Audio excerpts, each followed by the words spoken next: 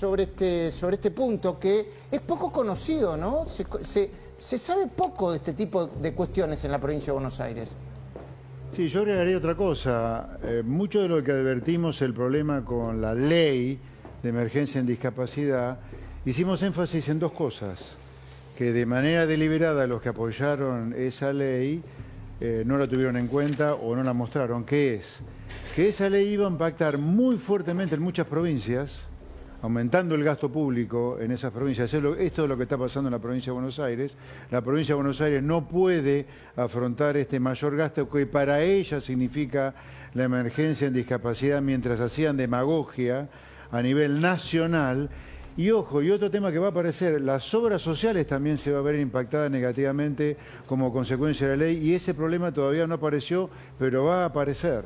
Entonces acá, de nuevo, más allá de lo que ha ocurrido con la discapacidad en Argentina, teníamos 80.000 pensiones por discapacidad antes de que asumiera Néstor Kirchner en el 2003, hoy tenemos 1.100.000 y fueron 1.200.000, sí, cuando este es un país que no tuvo guerra. Hay que ver las consecuencias que ha tenido esta ley, además del delito que hay detrás seguramente de este más de millón que se dieron de pensiones por discapacidad durante el kirchnerismo. Después me voy a ir al mano a mano con José Luis Esper. Quiero que Luis Gasulla me presente la nota. Prepárame, por favor, la seria acusación del gobernador de la provincia de Santa Cruz, hablando de que Cristina Kirchner y Máximo Kirchner quieren dar un golpe judicial en la provincia de Santa Cruz. Y no me extraña, ¿eh? Dale, Luis Gasulla, preséntame tu tema. Buenas noches, Luis. Mirá, esta es Mayra Mendoza. Estuvo en el balcón de Cristina y también el día anterior estuvo festejando la victoria en las elecciones de septiembre en la provincia de Buenos Aires, anticipando otra victoria en octubre. Hicieron un show impresionante. Ahí están los empleados municipales de Quilmes, estaba de festejo. Después estuvo en el balcón de Cristina Fernández de Kirchner. Pero el modelo Mayra ya está exportándose a otros distritos. Hoy te vamos a mostrar el modelo Mayra en Bransen. ¿Por qué? ¿Por qué? Te doy una pista. ¿Te acordás de estas imágenes que vas a ver a continuación? Sí. ¿Por qué nos fuimos a Bransen? Por esta discusión, esta pelea que terminó con denuncias cruzadas entre un concejal que es de Axel Kicillof y el intendente Fernando Raitelli, que es de la Cámpora. Y por eso te digo, el modelo Mayra que llegó a Bransen. Porque estuvimos dando una vuelta por... Ahí está, se estaban diciendo de todo. Estuvimos dando una vuelta por Bransen. Bransen es una localidad del tercer sección electoral, la que peor le fue al kirchnerismo. Está gobernada por este hombre, la Cámpora, y es muy cercano a Mayra Mendoza. Mirá las fotos también de quién es cercano. Bueno, también es de Axel Kicillof, pero en realidad está más cercano a Mayra Mendoza y a la Cámpora. Sergio Massa, acá está el intendente, ahí lo ves con Mayra, y acá está con el candidato de la Cámpora en La Matanza, hombre de Máximo Kirchner. Mirá, ¿qué pasa con Raitelli? ¿Y qué pasa con Bransen? ¿Qué pasa? Es el modelo de Mayra. Vamos con la siguiente foto, información. ¿Por qué decís que es el modelo de Mayra? Bueno, se lo preguntamos al intendente. ¿Por qué? Porque hay un montón de funcionarios de Mayra Mendoza que se vinieron a vivir a Bransen y son funcionarios y manejan las arcas públicas en Bransen. Mirá la primera parte del informe. ¿Tenés funcionarios de Mayra Mendoza? ¿Funcionarios de Mayra Mendoza? ¿Que fueron parte de la gestión de Mayra Mendoza? Sí, sí.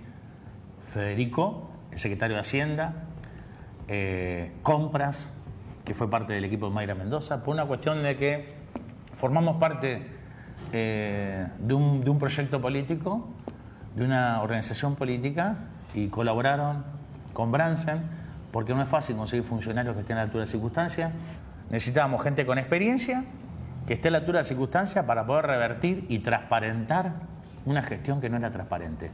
Quienes tienen la responsabilidad de gobernar tienen que hacerse cargo de las demandas, de los problemas y de la realidad de la gente, como lo hace Fernando aquí en Bransen.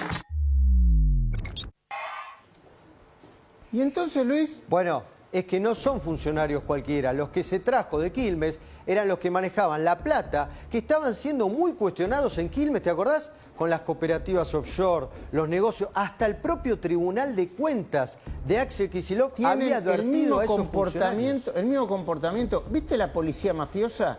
cuando el comisario que es acusado en un lugar lo mandan a otra parte? O, bueno, no quiero hacer una comparación exagerada, pero ¿viste los curas cuando se portan mal en un barrio y lo mandan a otra diócesis? Bueno, igual, a los funcionarios de Mayra Mendoza que se portaron mal, los mandaron a otro municipio. Los mandaron a Bransen, a que no está tan cerca de Quilmes, está a 85 kilómetros de la ciudad de Buenos Aires. Cuando vas para Mar del Plata, bueno, en un momento te desvías por la ruta 2 y te vas para Bransen. Pero fíjate por qué. ¿Por qué no fuimos también a Bransen? Porque había muchos vecinos que decían, che, se están gastando la plata no solo en bicicleta, ¿viste? El modelo Mayra. Sí. Se están gastando la plata en palmeras. ¿Vos me decís qué? ¿En palmerita de factura? No. No. Los árboles.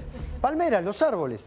Por eso entonces, carísimo la palmera. Ahí ves las imágenes. Por eso entonces nos fuimos a contar las palmeras, porque tenés la documentación. Para, Luisito, ¿ahora te dedicás a contar palmeras? Y porque contamos el precio, contamos las palmeras. Vos siempre me cargás, Luis, que no encuentro las cosas. Bueno, espera.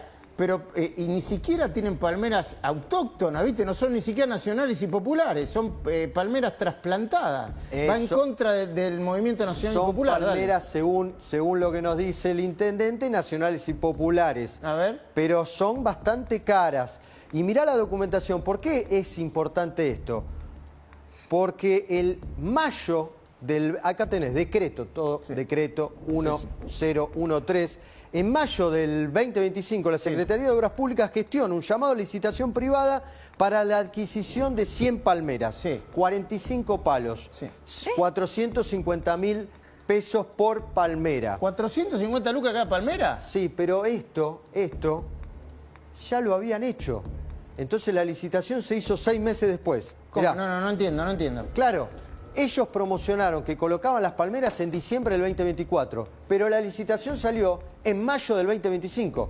O sea, estaba 6 meses después.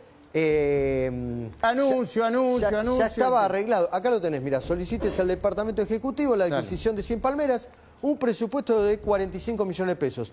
¿Qué es lo que le piden al Honorable Consejo Deliberante? Explicaciones porque no cerraban los números. Por eso lo fuimos a buscar. Contamos las palmeras y nos encontramos con mucho miedo. Para contaste una por una las palmeras, dale, Luisito. Bueno, no son tantas, son 100, Luis. Bueno. Si no puedo contar hasta 100. No. Pero igual te digo algo. Yo no sé si estaban las 100, ahora las vas a ver. Dale.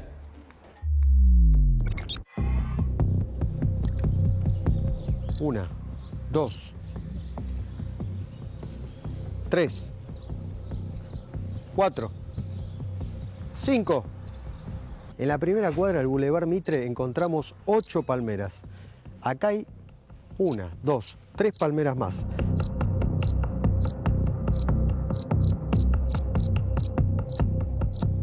$23, $24, $25, $26, $52. 52 palmeras en 400 metros. La licitación se realizó por 100 palmeras. La mitad se puso. Pero previo a esa licitación, yo te he escuchado, hay directas de menos palmeras. Se arrancó con 15 palmeras de una directa, otras 15 palmeras de una directa, y cuando vimos en este proyecto que a la gente de Bransen le gustaba, yo pedí que las rieguen, los vecinos salían y me decían, bueno, te vamos a ayudar a regarla, además. Son palmeras que requieren muchísima agua, la MUNI las va a regar, pero les pedimos a los frentistas, a los vecinos que quieran colaborar, echándole un baldecito de agua todas las tardes, estaría buenísimo. Cuidemos a las Pindó. Teníamos la posibilidad en ese momento, hicimos la licitación por 100 palmeras. Se puso 30, tampoco están pagas esas otras, faltan 70 palmeras, creo, dentro del proyecto. Vos tenés una contratación por 100. Vos me decís que hay 15 aparte y 15 más. Serían 130 y tenés 50 colocadas. Claro. Y parte de esa licitación ya están colocadas, de la licitación pública. Falta otra tanda, que creo que les iban a empezar a poner hoy o mañana. ¿Dónde? En el Boulevard Mitre. ¿En cuánto tiempo vengo y están las 50 palmeras que faltan? No te quiero mentir, pero en 15 días, creo. Tendrías que preguntarle, mirá, te invito, que es un pueblo, pasá, en serio te digo, Luis, pasá ahora, kilómetro 40, y preguntale a Lulo cuándo termina de poner las palmeras, porque ayer hablé con él.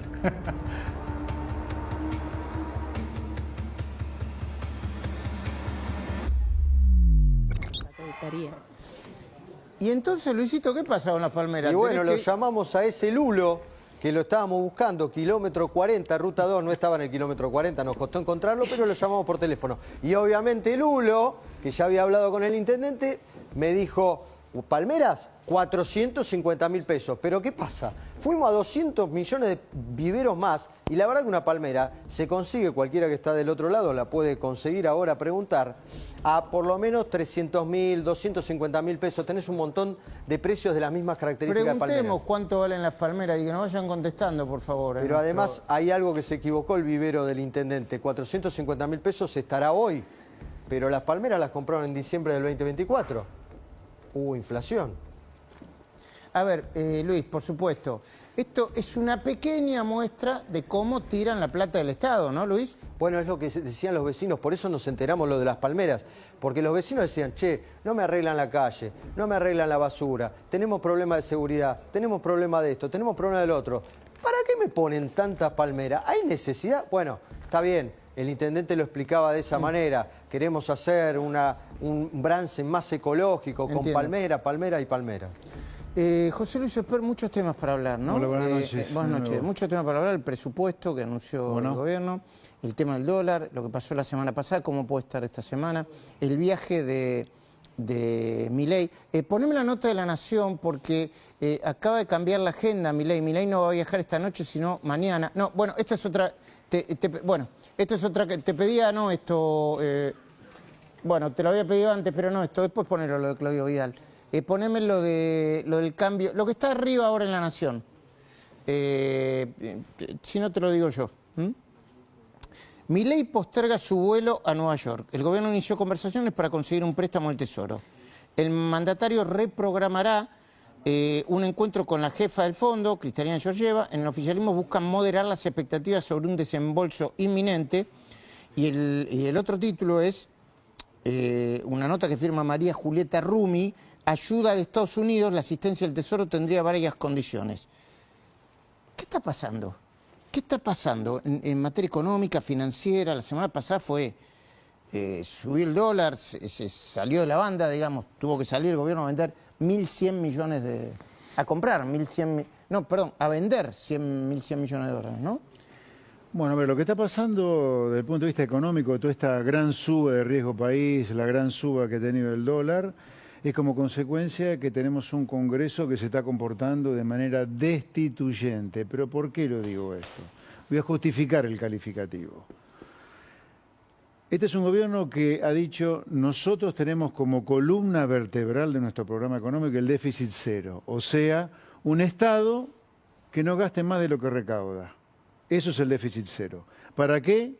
Para que Argentina deje atrás 100 años de crisis económicas permanentes. Entonces, si la columna vertebral de un gobierno como el del presidente Milei dice nosotros tenemos como tal al déficit cero, o sea, un Estado que no gaste más de lo que recauda y el Congreso no para de sancionar leyes donde el Estado gasta más de lo que recauda, obviamente estamos en presencia de un Congreso destituyente directamente. Y esto es lo que está de fondo lo que está pasando en el mercado. En todo caso, yo diría una parte del Congreso destituyente, no toda. Pero, a ver... ¿podemos ir más al fondo? Bueno, pero cuando yo digo el Congreso hablo porque las leyes que salen de ahí bombardean el déficit cero. Pero digo, ¿hay autocrítica en algunas decisiones que tomaron? Por ejemplo... Pero sí, claro. Bueno, a ver, pero me gustaría escucharla alguna, sí, ¿cómo no? El año pasado, no es que ganaban caminando, pero la performance del oficialismo con respecto al Congreso fue muy superior. ¿Qué cambió del año pasado a este año? Y agrego para la conversación, no es una pregunta, pero sí, el hecho de que el presidente Milei, quizá usted también un poco, vos también, hablan de la oposición como degenerados fiscales, no hizo que una parte del electorado le generara cierta apatía porque los retaban y además, se lo planteo todo junto para conversar, no fue bajando la actividad económica y la gente fue bajando su nivel de expectativa positiva con respecto a este gobierno. ¿No pasó todo eso? ¿Y todo junto en los últimos 2 meses y medio, 3 meses? A ver, sobre lo primero que me parece muy importante. Autocrítica, por supuesto que sí, que hemos hecho una autocrítica. A ver, yo creo que fuimos soberbios en pensar que solamente sacando al país de la hiperinflación y del default de los depósitos que hubiera ocurrido de seguir el kirchnerismo era suficiente. Fueron soberbios. ¿Está bien? Sin duda. Creo que también, como lo ha dicho el propio presidente, hemos cometido errores políticos que estamos intentando subsanar. Por ejemplo, con la recreación del Ministerio del Interior, con Lisandro Catalán a la cabeza, en tener un diálogo constructivo con los gobernadores muy buenos que hay en el país, cosa que no tuvimos en cuenta antes que comenzara el año electoral 2025. ¿No arrancaron un poquitito tarde en ese sentido? Sí, sí, bueno, yo creo que nunca es tarde para corregir errores. Lo importante ha sido reconocer el error de la soberbia, reconocer el error de la falta de acuerdos políticos y trabajar sobre ellos. También creo que hemos sido poco enfáticos en los logros que ha tenido este gobierno, porque la verdad, yo entiendo que a lo mejor como no sufrimos una hiperinflación por lo que hizo el gobierno del presidente Milei, como no sufrimos un default de la deuda por lo que hizo el presidente Milei, como no sufrimos un default de los depósitos por lo que hizo el gobierno del presidente Milei, como no ocurrieron esas cosas horribles, parece ser que no estuvimos cerca de, bueno, estuvimos muy cerca de eso. Creo que como autocrítica en materia de comunicacional deberíamos haber hecho mucho más énfasis en eso. Y otra cosa muy importante, nos faltó hacer énfasis en los grandes sacrificios que está haciendo la gente, que tienen un sentido. El sentido es que estamos haciendo las cosas que hay que hacer para que a la Argentina le vaya bien. Y le va a ir bien a la Argentina haciendo las cosas que vamos a hacer. Pero nos faltó hacer énfasis en decir a la gente, comprendemos el esfuerzo, le agradecemos el esfuerzo, pero no tenemos que abandonar este esfuerzo porque nos va a llevar a la larga y a la corta por el camino que hay que ir. Bueno, pero a ver, pero eso es una cuestión de política económica. Yo respetuosamente lo he hablado con el presidente, ¿no? Sí. Muy preocupado por la macro, que obviamente que tiene que estar muy preocupado por lo financiero, muy preocupado por sanear las cuentas del Banco Central, que está buenísimo, son buenas medidas. Le prestaron poca atención a la micro. Él me respondió, si supieras que ya no hay diferencia para hablar de economía entre macro y micro, pero vos no sos un economista, bueno, pero evidentemente no está impactando en el bolsillo de la gente la baja de inflación y la baja de la pobreza. A ver, yo lo pondría en estos términos. Yo no tengo la menor duda que si hablamos de la actividad económica, que fue una de las preguntas que me quedaron por contestarte, la actividad económica en Argentina va para arriba. Ahora, sobre esa tendencia para arriba... Sí. A ver, espera. Sobre esa tendencia para arriba, como tendencia, va a haber etapas donde vas a estar creciendo por encima de esa tendencia y otras que va a estar para abajo, incluso cayendo. Y yo creo que eso es lo que está pasando en el segundo trimestre. En los últimos 3 meses. En los últimos, yo diría, de marzo para acá la actividad económica empezó a aflojar y se estancó. Entonces, sobre esa tendencia, que yo no dudo que es para arriba, estamos teniendo un periodo donde la actividad se estancó. ¿Por qué se estancó? Por todas las cosas que estuvimos hablando antes. Ahora, no hay divorcio entre la macro y la micro. La macro te dice que se estancó la economía y la micro que te dice que sí, que no la está pasando bien la gente. Y no será porque apostaron... Y por eso enfatizamos... Ese esfuerzo que ustedes están haciendo, nosotros se lo agradecemos, lo reconocemos, pero es la única manera de que Argentina prospere, porque es el camino que han recorrido la sociedad donde la gente vive bien. Ahora, el esfuerzo tiene sentido. Ok. ¿Y qué puede pasar esta semana para después meternos en política, ¿no? Para terminar de hablar de economía? Si la semana pasada se gastaron 1.100 millones de dólares de reservas, ¿no?, para mantener el precio del dólar en la banda, ¿qué garantiza que quedando 26 ruedas, ¿no?, 26 días, no se dilapiden todas las reservas del Banco Central? Primero me gustaría llevarle alguna tranquilidad objetiva a la gente. Yo creo que no hay ninguna chance de crisis en Argentina, lo repito. ¿Ninguna? No. ¿Y a qué le llamas crisis? Cuando habla de crisis... Cuando hablamos de crisis es una palabra con mayúscula, no con minúscula. Y con la letrita chiquita. Crisis es una hiperinflación, un 2001, un Rodrigazo. De esas cosas no hay ninguna chance. Sí hay chances, como consecuencia, que las leyes que salen del Congreso torpedean la columna vertebral del gobierno, que es déficit cero, que es que el Estado no gaste más de lo que recauda, tenga semanas de tensión. Eso no lo podemos descartar. Y más, cuando en la elección del 26 de octubre la oposición destructiva, que es el kirchnerismo, se juega mucho. Porque si el programa de gobierno que nosotros tenemos sigue adelante, sigue triunfando, acá el kirchnerismo corre serios riesgos de desaparecer políticamente, y para ellos esta elección es una elección de vida o muerte. Así que, por lo tanto, tensión no solo estamos teniendo, sino que vamos a seguir teniendo en las próximas semanas, pero es una tensión que no termina en crisis. ¿Por qué? Porque estamos haciendo las cosas que se necesitan hacer para que a Argentina le vaya bien. Hablando de kirchnerismo, ¿qué pasó en Santa Cruz? Silvina Martínez, ¿me lo contás antes de hacer tu informe para dentro de un ratito? El gobernador de Santa Cruz, Claudio Vidal, denunció una especie de... decilo vos, Silvina, buenas noches. ¿Qué tal? Buenas noches. Claudio Vidal acusó a Cristina y Máximo Kirchner de dar un golpe judicial en Santa Cruz. ¿A qué se refiere? Particularmente porque hay un juez que se llama Berzanelli Marcelo, que fue abogado de Cristina Kirchner en Santa Cruz. Viste que se conocen todos ahí, siempre terminan siendo jueces los abogados. ¿Qué hizo Berzanelli?